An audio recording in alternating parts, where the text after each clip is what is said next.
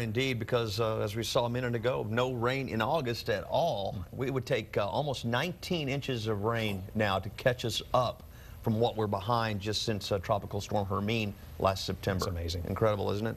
Well, and we're keeping count of these 100-degree days because we will this week break the all-time record.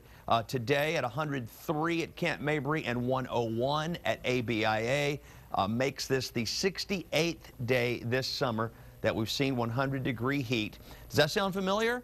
2 years ago, we hit 68 days. We didn't do it until September 3rd, though, and that was the last day, so we didn't quite get to that all-time record in 2009. But right now, we're tied at number 2.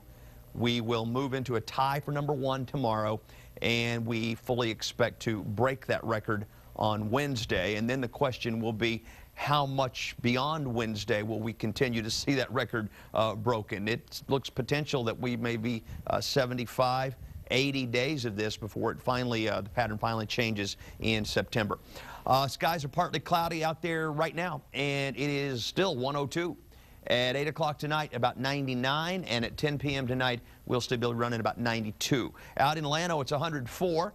It's 102 in Marble Falls. Burnet down to 98 degrees right now.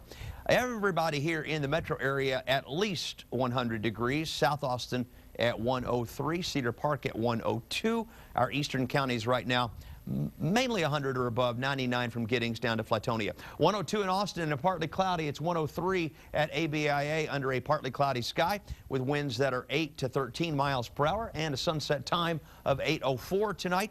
Around the state, temperatures 100 or above, mostly up and down I-35, 99 there in San Antonio. Houston, today is day 33 for them this summer that they've been 100 or above, and 23 days, I think, in a row now. Both of those are all-time records for Houston. Feels hotter. 108 up in Dallas, 109 in Laredo. That's why the heat advisory has been reinstituted, because for the rest of the week, our heat index readings in the afternoon, it'll feel like about 105 to 108. When it's consistently above 105, they'll issue that heat advisory. And there you see the high-pressure ridge. Everything continues to circulate around Texas. It's situated right on top of us right now. Later in the week, it will shift a little back to the west, but it may continue to still be enough of an influence on our weather because we're just so dry that we continue to see 100-degree weather or very, very near it. We do have a hurricane out here. Irene, first one of the season, just northwest of the coast of the Dominican Republic. This isn't a good thing because it's missing the mountainous areas there. It is going to stay over the warm ocean water and continue to strengthen. Let me show you what the National Hurricane Center is projecting here. Right now it's at 80-mile-per-hour winds. It's a Category 1.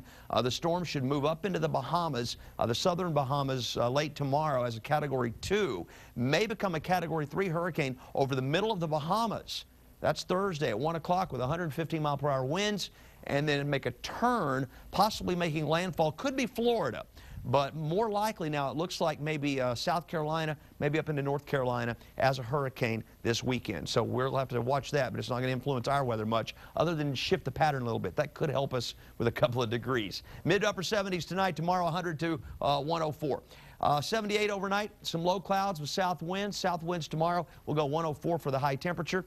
And on the 7-day forecast, we should still be about 103 on Wednesday and 103 on Thursday. And the temperature may fluctuate a little bit, come down to 102 or 101 late in the week. But as you can see, those days that we break 100 just continue to stack up. We could be at 75 of them by next Monday.